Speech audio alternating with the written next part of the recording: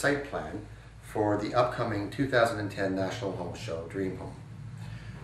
The black dotted line represents the property line boundary that we had to work with. The white foam core boundary represents the exterior walls of the building.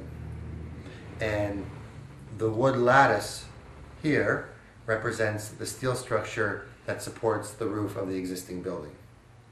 When considering an appropriate module for the home, we had to contend with the reality of getting into the building itself.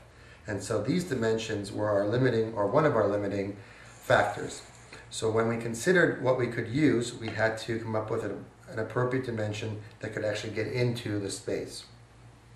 Once we determined what that appropriate module was, we thought of some other possible manipulations of the basic 16 by 16 cube through either subtraction or by addition.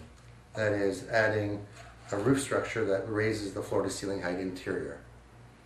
So the way we looked at this challenge using the 16 by 16 module was to treat it as positive space and think of it as our ability to create otherwise uncommon negative space within the property. So whereas you would normally see most of the building mass put together and free space or negative space around the positive space or mass of the house, we took the opportunity to take the modules and create a boundary and a really exciting interior courtyard space or landscaped area, so that each of the modules could have a fantastic view of this interior space.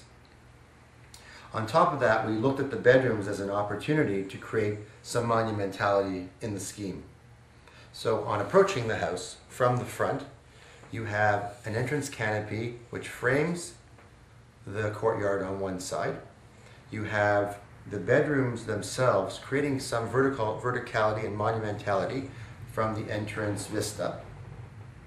And then after that, once we had created this very exciting courtyard space, and I might add the secondary but no less important back space or private garden space, we looked at ways we could use the disposition of these modules to create really interesting vistas through the site itself and beyond. So you'll notice by looking at each of these modules, a piece of blue paper was added on to represent glazing or window. And in our thinking about the modules, we wanted to use the same incremental approach, that is a 4x8 unit of glazing, and add them incrementally to each. So you'll see one here as 4x8 on the corners. Somewhere else you may see more representing two 4x8 modules of glass.